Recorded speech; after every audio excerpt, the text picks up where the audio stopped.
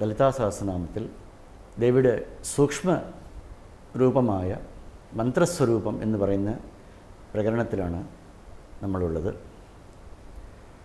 ശ്രീമദ് വാഗ്ഭവകൂടൈക സ്വരൂപ മുഖപങ്കജ എന്നുള്ള 85-ാമത്തെ മന്ത്രത്തിൻ്റെ വിശദീകരണമാണ് നമ്മൾ കേട്ടുകൊണ്ടിരിക്കുന്നത്. മന്ത്രം എന്നുള്ള വാക്കിന് മനനാത് ത്രായതേ ഭയാത്, എല്ലാ അക്ഷരങ്ങളും ദേവി സ്വരൂപമാണ്. മാതൃകാ വർണ്ണരൂപിണി എന്ന് നമ്മൾ ദേവിയെ പറയും. എങ്കിലും ചില അക്ഷരങ്ങളെ കൂട്ടിച്ചേർക്കുമ്പോൾ അതിന് ഒരു പ്രത്യേക ശക്തി ഉണ്ടാകുന്നു. സാക്ഷാത് ജഗദംബികയുടെ സ്വരൂപമാണ് ഈ മന്ത്രാക്ഷരങ്ങൾ.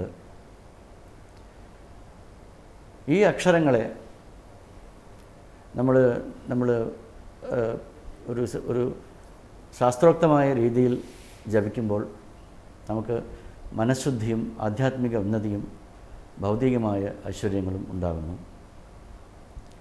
മനനാത് ത്രായതേ ഭയാത് എന്നാണ് നമ്മൾ മന്ത്രങ്ങളുടെ പ്രയോജനത്തെ പറ്റിയിട്ട് പറയാറുള്ളത്.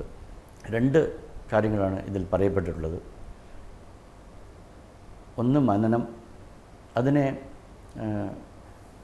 വെറുതെ ചുണ്ടുകൊണ്ട് ജപിക്കുക മാത്രമല്ല,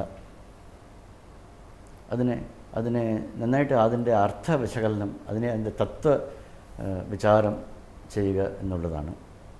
അമ്മ എപ്പോഴും പറയുന്ന ഒരു കാര്യമുണ്ട്, ലോകാസമസ്താ സുഖിനോ ഭവന്തു എന്നുള്ള മന്ത്രം അമ്മ എല്ലാവരെയും കൊണ്ട് ജപിക്കാൻ പറയും.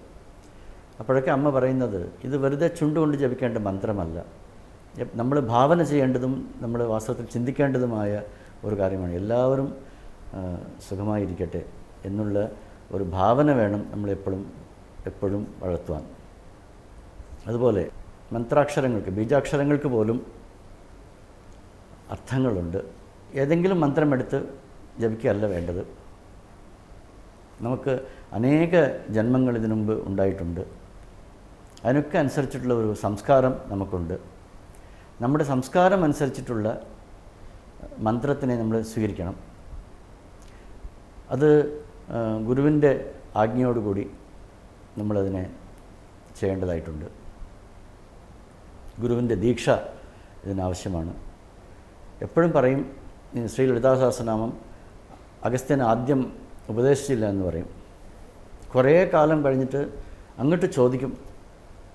അങ്ങ് നിഷ്പക്ഷനാണ്, കരുണയുള്ള ആളാണ്, എല്ലാം അറിയുന്ന ആളാണ്, എന്നിട്ടും എനിക്ക് ആ രഹസ്യമായ ആ സഹസ്രനാമത്തെ അങ്ങ് ഉപദേശിച്ചില്ലല്ലോ, അങ്ങേക്ക് പക്ഷപാതം ഉണ്ടാവാൻ വഴിയില്ല എന്ന് അഗസ്ത്യമുനി ഹയഗ്രീവ ദേവനോട് ചോദിക്കുമ്പോൾ ഹയഗ്രീവൻ പറയും, നീ അത് ചോദിക്കാത്തത് കൊണ്ടാണ് ഞാൻ പറയാത്തത്.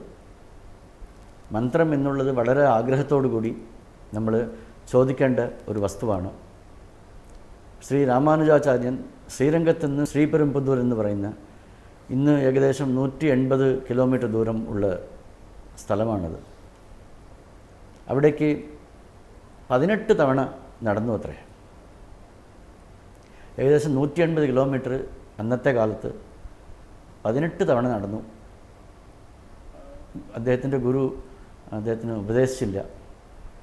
ഗുരുമുഖേന മന്ത്രം കിട്ടണം എന്ന് വിചാരിച്ചിട്ട് 18ാമത്തെ തവണ പോയപ്പോഴാണ് ഗുരു പറഞ്ഞു കൊടുക്കുന്നത് ഓം നമോ നാരായണായ എന്നുള്ള ആ മഹാമന്ത്രം ഉപദേശിച്ചു.